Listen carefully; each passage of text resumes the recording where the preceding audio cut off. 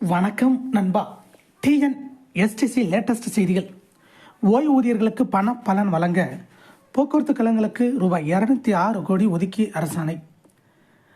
ஜனவரி 28 ஓய்வூதியர்களுக்கு பண பலன் வழங்குவதற்காக போக்குவரத்து கழகங்களுக்கு ரூபாய் 206 கோடியை தமிழக அரசு குறுகிய கால கடனாக ஒதுக்கீடு செய்துள்ளது. இது குறித்து அரசாணையில் தெரிவித்திருப்பதாவது: கடந்த 2023 ஆண்டு ஏப்ரல் மாதத்தில் ஓய்வு, விருப்ப ஓய்வு, உயிரிழந்த தொழிலாளர்களுக்கு பணப்பலன் வழங்க 206 கோடியே 63 லட்சம் ஒதுக்கீடு செய்யுமாறு போக்குவரத்து துறை தலைவர் அலுவலகம் சார்பில் தமிழக அரசுக்கு கோரிக்கை வைக்கப்பட்டுள்ளது.